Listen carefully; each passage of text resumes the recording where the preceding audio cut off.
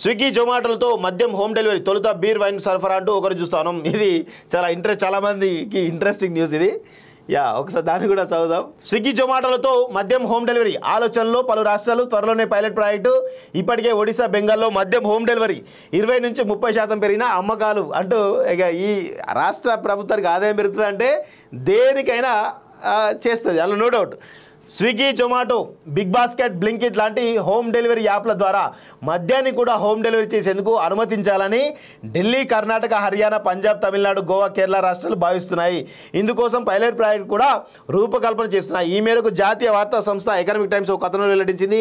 పరిశ్రమ వర్గాలు ఈ విషయాన్ని తెలిపినట్లు అందులో పేర్కొంది. ఆయా రాష్ట్రాల అధికారులు ఇప్పటికే ఫుడ్ డెలివరీ యాప్లతో మద్యం తయారీ సంస్థలతో సంప్రదింపులో ఉన్నారని, మద్యం హోమ్ డెలివరీలో కలిగే లాభ నష్టాలపై అంచనా వేస్తున్నారని పేర్కొంది. పైలట్ ప్రాజెక్ట్ కింద తొలుత బీర్, వైన్ లాంటి తక్కువ ఖరీదైన మద్యాన్ని హోమ్ డెలివరీ చేసేందుకు అనుమతినిచ్చే అవకాశం ఉందని తెలిపింది. నగరాల్లో జీవనశైలి మారుతుందని, పురుషులతో పాటు చాలా మంది మహిళలు మద్యం సేవిస్తున్నారని, వైన్ షాపులకు వెళ్లి మద్యం కొనలేని మహిళలకు హోమ్ డెలివరీ నిర్ణయం ఉపకరిస్తుందని వివరించింది. ఒడిశా, పశ్చిమ బెంగాల్ రాష్ట్రాల్లో ఇప్పటికే మద్యం హోమ్ డెలివరీ వెసులుబాటు ఉంది. బెంగాల్లో స్విగ్గీ, స్పెన్సర్స్ రిటైల్ సంస్థలు మద్యాన్ని ఇంటికి సరఫరా చేస్తున్నాయి. హోమ్ డెలివరీ సేవలు ప్రారంభించాక ఈ రెండు రాష్ట్రాల్లో మద్యం అమ్మకాలు 20 నుంచి 30% పెరిగినట్లు అంచనా. ఇదిలా ఉండగా హోమ్ డెలివరీకి అన్ని నిబంధనలు పాటిస్తామని, వయస్సును ధృవీకరించుకున్న తర్వాతే పరిమితి మేరకు డెలివరీ ఉంటుందని Swiggy corporation affairs vice president Dinakar Vashisht చెప్పినట్లు ఎకనామిక్ టైమ్స్ తన కథనంలో ప్రస్తావించింది. సో ఇక మరొక దరిద్రమైనటువంటి అంశం ఇది. ఒకవేళ ఈ స్విగ్గీ, జొమాటో ఇతర డెలివరీ సంస్థల ద్వారా కనుక మద్యం డెలివరీ జరిగితే దాంతో జరిగే రాష్ట్ర ప్రభుత్వానికి ఆదాయం వచ్చే అవకాశం ఉంటుంది, 20 to 30% పెరుగుతుంది.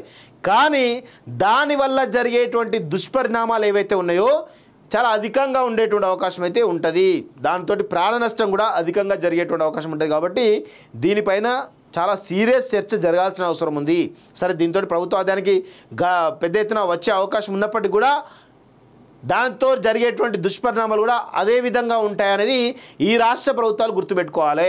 గతంలో చాలా అంటే మద్యం ట్యాక్స్ల ద్వారా వచ్చేటువంటి డబ్బులతో రాష్ట్ర ప్రభుత్వాలు నడిపినటువంటి ఘనత చాలా ఉన్నాయి. తెలంగాణతో పాటు చాలా రాష్ట్రాలు కూడా అదే చేసినాయి.